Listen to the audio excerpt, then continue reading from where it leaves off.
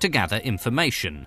It needed initiative, observation skills and self-reliance, and Baden-Powell excelled at all of them.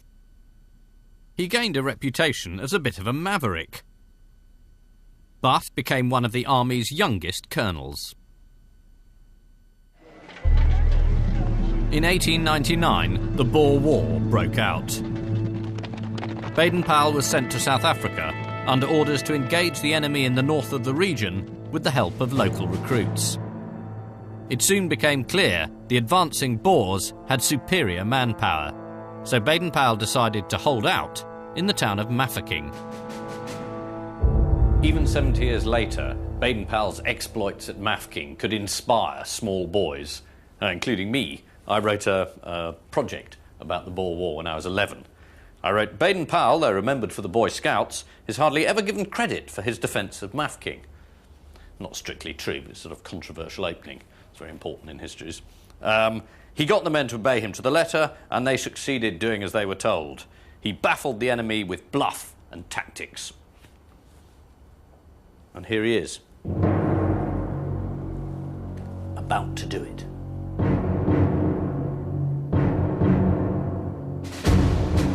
Right from the outset, Baden-Powell was heavily outnumbered. There were about 2,000 armed men in Mafeking. 1,100 of them whites, the rest natives, and only about a quarter of all of them had any sort of military training. These lot were facing 6,000 Boers.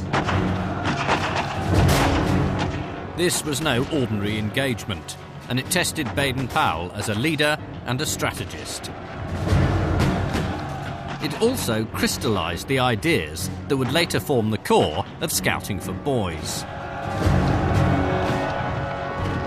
Baden-Powell was assisted in his defence of the town by an unlikely force, a group of boys. Gathered together before the siege started, they became a sort of unofficial cadet corps. They performed a vital role taking messages between the various defenders, often on bicycles and under fire. In later life, Baden-Powell would recount the stirring story of the cadets at Mafeking to inspire English boys. I said to one of these boys on one occasion, "You will get hit one of these days riding about like that when shells are flying." And he replied, "I pedal so quick, sir, they'd never catch me." Would any of you do that?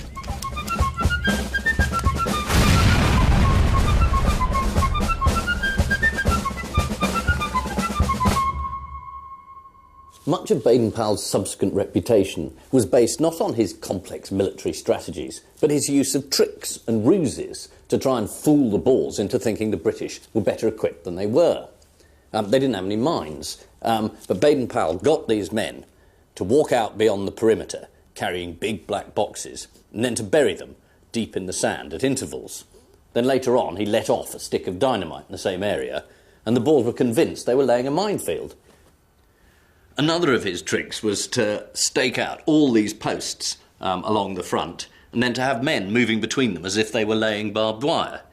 They weren't, because they didn't have any barbed wire, but the Boers couldn't see that, and so they believed that the whole of this front here was fortified.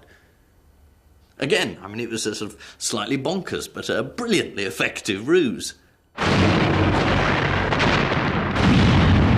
Despite such daring innovations, Baden-Powell's problems magnified. The town was shelled. Many were injured or died. Horses were killed for meat, and food was heavily rationed. Yet convinced he must lead by example, Baden-Powell's positive attitude remained unshaken. People expect you to be able to give them an idea of how long they're going to be in this position and whether the food's going to hold out. And you effectively have to pretend to be omniscient. You have to be ultra calm. And Baden-Powell had been a very successful amateur actor, and he knew what was required. He could act really cool. The siege lasted for 216 days, but throughout it, Baden-Powell's performance, because in a sense that's what it was extraordinary. He managed to maintain not only a stiff upper lip, but a smile as well. When he wasn't pulling stunts against the Boers, he was putting on plays in the town or staging games. And when the public at home heard about his exploits, they glowed with pride. This was true British grit. Bravos for BP, ring, ring, the bells ring. Bravos, bravos, bravos, for Mafeking's king, I hear. When Mafeking was finally relieved in May 1901, the nation erupted with joy. Baden-Powell was proclaimed a national hero. To die for our duty, our fortune may be, and we'll never give in, said BP.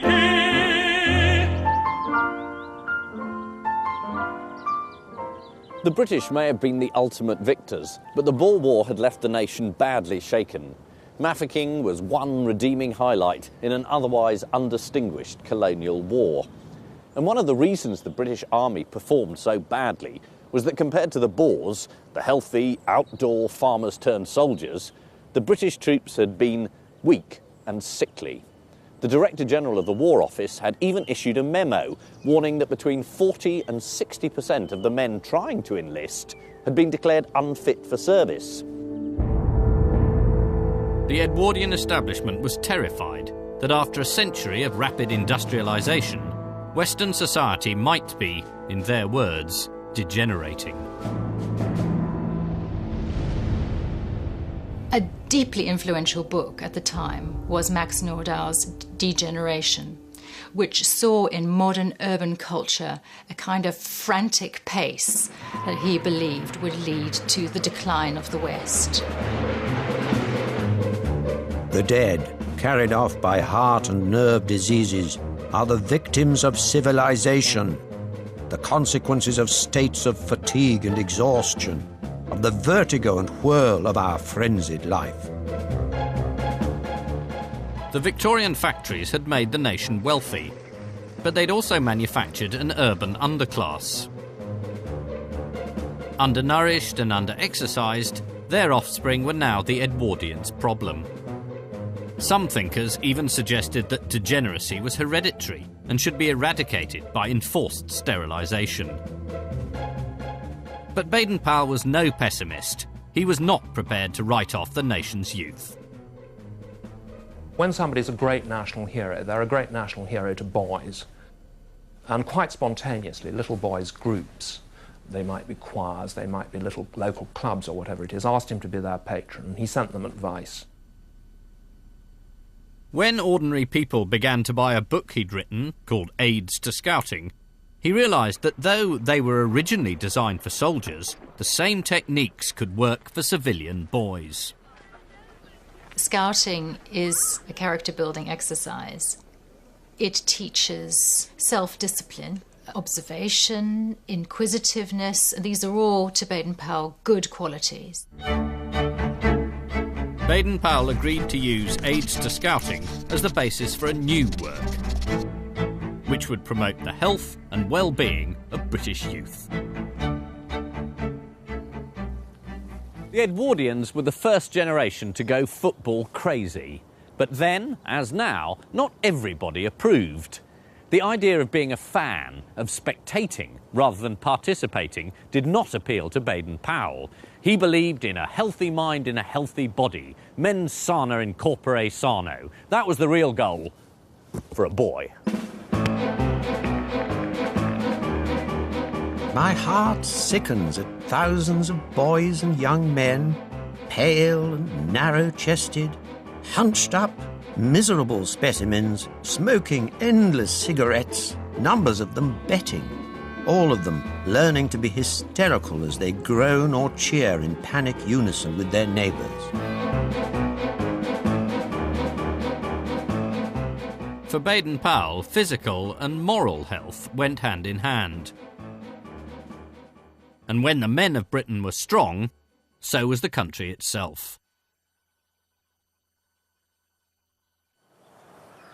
No body part was neglected in the quest for national vitality. To be healthy and strong, you must keep your blood healthy and clean inside you.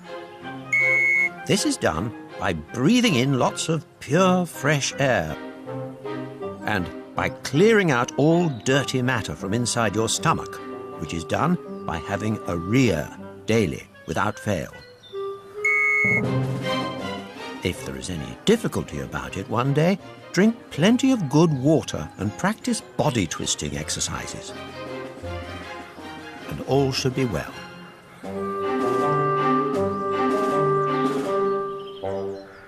What struck me editing the book was the number of times Baden-Powell talks about orifices.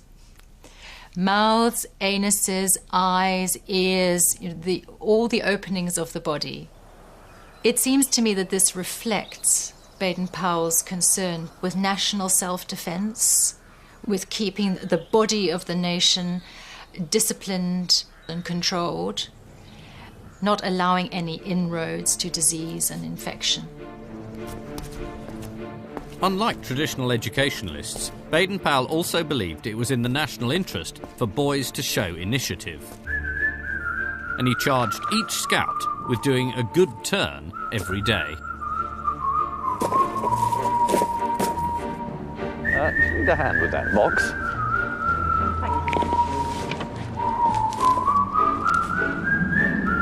There we go. Good morning. Would you like some help crossing the road? Despite his best efforts, many of the issues of a century ago are still high on the social agenda today. There we are. I'm going to see David Lammy, MP for Tottenham in London, Minister for Culture, and more importantly, former Cub Scout, to discuss Baden-Powell's influence on New Labour. At what age did they get you, the Scouts? Oh, God, 7? 7. Yeah. Right. Young. Yeah. And you, I mean, all joking apart, a pretty formative 4 years at that time. Oh, yeah. I remember a particular week in which the whole purpose was to knock on people's doors to say, can we wash your car in the Cubs uniform? You'd get money. It was Bob a Job Week, Bob a wasn't Job it? Week. You'd get money for doing that. Yeah. But it was also, you know, this was bringing you into contact with the neighbourhood. Yeah. It was that or knock down ginger, we used to call it, where you knock on the door and run away. But this time you actually knocked on the door, you got some money, and you did something useful. And you did something useful. That's a great thing. The subtitle for Scouting for Boys is actually a handbook for instruction in good citizenship. Yeah. Now, I'm afraid he says, indifferent citizenship is and always has been the progeny of indifferent government.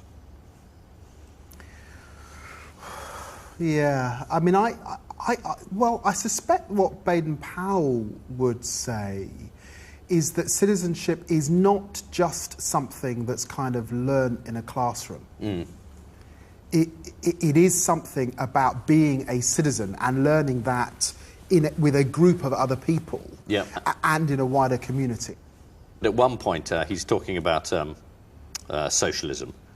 And I hope he's nice about socialism. Is he nice? Well, he claims to be a socialist. Oh, good. At one point, which again I think would surprise a lot of people. He's less the sort of Tory hate figure that people imagined. You know, what Baden-Powell was keen on was community. Mm. I suspect he had a kind of Gordon Brown sense of prudence and hard work. And of thrift. It's all in there. And of thrift and of duty.